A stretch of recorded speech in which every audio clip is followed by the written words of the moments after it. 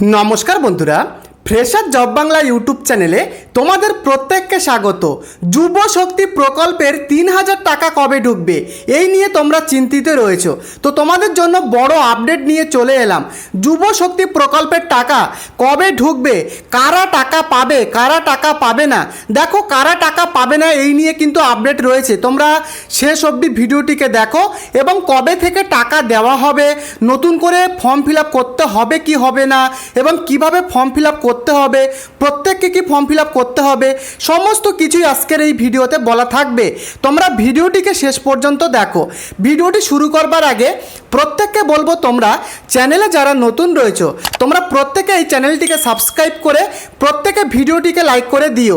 যুব শক্তি প্রকল্পের যে কোনো লেটেস্ট আপডেট যখনই প্রকাশিত হবে সবার আগে তোমরা এই চ্যানেলেই পেয়ে যাবে, তাই প্রত্যেকে তোমরা এই চ্যানেলটিকে সাবস্ক্রাইব করে দিও।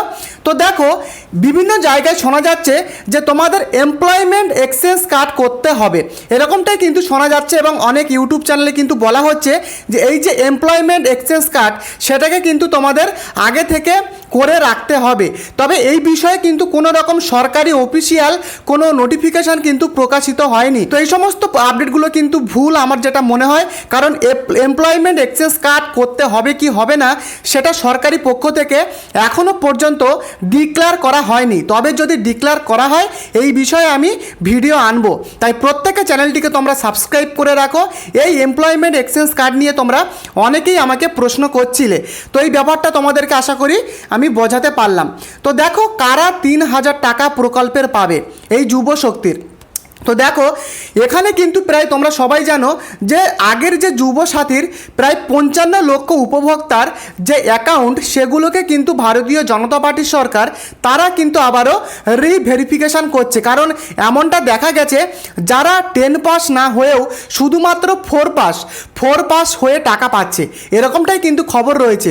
অনেক প্রচুর রয়েছে যারা মাত্র 4 পাস করে এই টাকাটা নিচ্ছিল। আবার অনেকে রয়েছে যাদের ভোটার কার্ডে নাম নেই, অর্থাৎ এসআইআর লিস্ট থেকে তাদের নাম বাদ গেছে, তারাও টাকা পাচ্ছে। আবার বাংলাদেশ অতএব যারা রোহিঙ্গা বাইরের দেশ থেকে এসে ইন্ডিয়াতে থেকে তারা টাকা নিচ্ছিল। আবার অনেক জায়গায় দেখা গেছে আরও বিভিন্ন রকমের ভুলভালভাবে তারা টাকা পাচ্ছিল। তো ফলে কিন্তু ভারতীয় জনতা পার্টির সরকার এই স্বচ্ছতা বজায় রাখার জন্য এই যে যুব সাথীর আগের ৫৫ লক্ষ উপভোক্তাদের যে ফর্ম সেগুলোকে রিভেরিফিকেশান করা হচ্ছে এবং এই রিভেরিফিকেশানে প্রচুর উপভোক্তাদের নাম কিন্তু বাদ পড়তে চলেছে। দেখো, আমি তোমাদের ডিমোটিভেট করছি না, কারণ এটাই কিন্তু সত্যি। কারণ ভারতীয় জনতা পার্টির সরকার তারা কিন্তু স্বচ্ছতা বজায় রেখে সরকারি নিয়ম মেনে যারা সত্যিকারের প্রকৃত উপভোক্তা তাদেরকে এই যুব শক্তির ৩,০০০ করে টাকা তারা কিন্তু দেবে। তো দেখো, এবারে আমি তোমাদেরকে বলি যে যুব শক্তি প্রকল্পের টাকা কারা পাবে না, তারপর আমি বলবো কারা পাবে। দেখো, যুব শক্তি প্রকল্পের টাকা কারা পাবে না, যারা মাধ্যমিকের মার্কশিট দেয়নি বা অনেক ক্ষেত্রে দেখা গেছে তারা বাইরের দেশ থেকে এসে টাকা নিচ্ছিল, এবং যাদের বয়স ২১ থেকে ৪০ বছরের মধ্যে যাদের নেই তারা কিন্তু প্রকল্পের টাকা তারা কিন্তু পাবে না, বুঝতে পেরেছো? কিংবা ভোটার লিস্টে যাদের নাম থাকবে না, এই সমস্ত হলে কিন্তু তারা টাকা পাবে না। তো বুঝতে পেরেছো, এই কিন্তু মেন ব্যাপার, এরাই কিন্তু টাকা পাবে না। এবারে প্রশ্ন, তাহলে কারা টাকা পাবে যুব শক্তির? তো ভালোভাবে ব্যাপারটা বোঝো। দেখো, প্রথমত তোমাদের পশ্চিমবঙ্গের স্থায়ী বাসিন্দা হতে হবে, অর্থাৎ ভোটার লিস্টে তোমাদের নাম থাকতে হবে পশ্চিমবঙ্গের, বুঝতে পেরেছো? শুধু পশ্চিমবঙ্গে থাকলেই যে টাকা তোমরা পেয়ে যাবে এমনটা কিন্তু নয়। পশ্চিমবঙ্গের স্থায়ী বাসিন্দার সাথে সাথে ভোটার লিস্টে সরকারি খাতায় তোমাদের নাম থাকতে হবে। এছাড়া মাধ্যমিকের তোমাদের পাস থাকতে হবে, মাধ্যমিক পাস থাকতে হবে বা সমতুল্য, যেমন উচ্চ মাধ্যমিক, গ্র্যাজুয়েশন, মিনিমাম মাধ্যমিক পাসের সার্টিফিকেট তোমাদের মাধ্যমিক পাস থাকতে হবে। তার সাথে সাথে তোমাদেরকে বেকার হতে হবে, অর্থাৎ আনএমপ্লয়মেন্ট তোমাদের কিন্তু হতে হবে। তুমি যদি কোনো সরকারি সংস্থাতে কাজ করো বা বেসরকারি সংস্থাতে কাজ করো এবং তোমার আয়ের উৎস যদি সরকারি বা কোনো বড় প্রাইভেট সংস্থা থেকে এসে থাকে বা একটা বড় ইনকাম যদি আসে, সেক্ষেত্রে কিন্তু সরকার তোমাকে এই টাকাটা দেবে না। কারণ সরকার তাদেরকেই টাকাটা দেবে যারা প্রকৃত অর্থে বেকার, যারা সত্যিকারের বেকার, যাদের কোনো সোর্স অফ ইনকাম নেই, যারা প্রকৃত বেকার তারাই কিন্তু এই টাকাটা পাবে, বাংলার যুবক যুবতীরা। এবারে বয়স কিন্তু 21 থেকে 40 বছরের মধ্যে তোমাদের বয়স হতে হবে। প্রত্যেকটা ভিডিওতেই বলছি, তবুও কেন তোমরা আমাকে কমেন্ট করো আমি জানি না, কারণ হয়তো তোমরা ভিডিওটা দেখো না আমার। দেখো 21 থেকে 40 বছর, বারবার বলছি 21 থেকে 40 বছরের মধ্যে তোমাদের বয়স হতে হবে। অনেকে জিজ্ঞাসা করছো আমার 45 বছর বয়স, আমি কি আবেদন করতে পারবো? না, 21 থেকে 40 বছর, 21 থেকে 40 বছরের মধ্যে বয়স হতে হবে। তার সাথে সাথে তোমার সঠিক ডকুমেন্ট কিন্তু থাকতে হবে। সরকারি নিয়ম অনুযায়ী তোমার সঠিক ডকুমেন্ট, যদি ভুয়ো ডকুমেন্ট দাও তাহলে কিন্তু টাকা তোমরা পাবে না, এটা তোমরা শিওর হয়ে যাও। কারণ সঠিক ডকুমেন্ট কিন্তু তোমাদের দিতে হবে এবং তোমার যে ব্যাংক অ্যাকাউন্ট, সেই ব্যাংক অ্যাকাউন্টের সাথে ডিবিটি লিঙ্ক করা থাকতে হবে। তোমরা অনেকেই জানো হয়তো যে অন্নপূর্ণার যে 13 পাতার ফর্ম ফিল আপ, বিশেষ করে অনলাইন যে ফর্ম ফিল আপটা হলো, সেখানে কিন্তু কোনো রকমের অ্যাকাউন্ট নাম্বার বা আইএফএসসি কোড কিন্তু চাওয়া হয়নি, সেই ফর্মে কিন্তু চাওয়া হয়নি, শুধু আধার কার্ডের নাম্বারটাই দেওয়া হয়েছে। মানে ব্যাপারটা বোঝো, অ্যাকাউন্ট নাম্বার তো দেয়নি, তাহলে টাকাটা কিভাবে সরকার তোমাদেরকে পাঠাবে?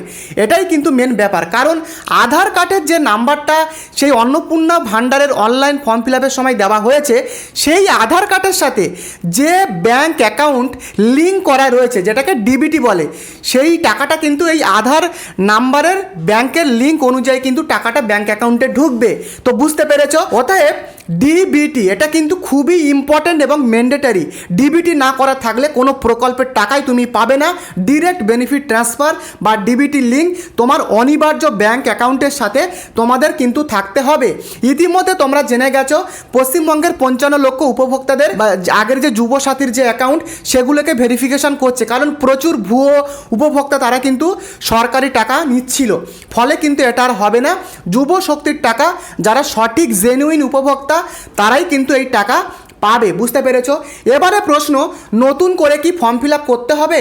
হ্যাঁ, নতুন করে কিন্তু ফর্ম ফিল আপ করতে হবে।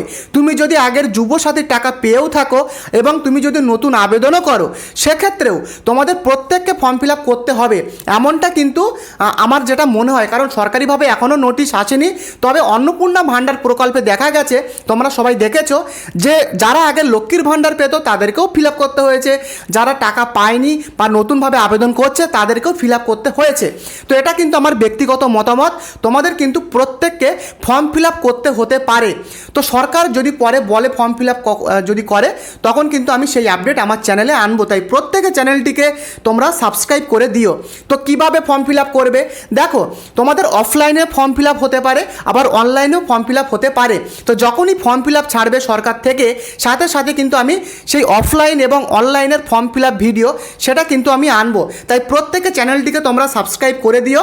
তো 3000 টাকা কবে ঢুকবে? দেখো, আমি প্রত্যেকটা ভিডিওতেই বলি যে যুব শক্তি 3000 টাকা এখন কিন্তু ডিলে হচ্ছে ঠিকই, তবে এটা না যে যুব শক্তির টাকা বন্ধ হয়ে যাবে বা প্রকল্প বন্ধ হয়ে যাবে। যুব শক্তি প্রকল্পে 3000 টাকা তো ঢুকবে, তবে সেটা এই যে অন্নপূর্ণা ভাণ্ডার প্রকল্প যে যোজনাটা যেটা চলছে, সেটার কার্যক্রিয়া যতক্ষণ না শেষ না হবে ততক্ষণ পর্যন্ত এটা স্থগিত থাকতে পারে।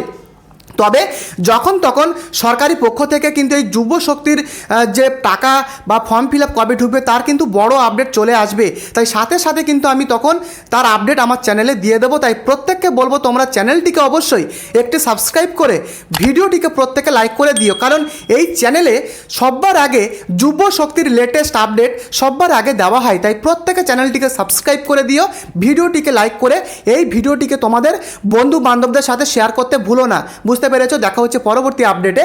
ধন্যবাদ।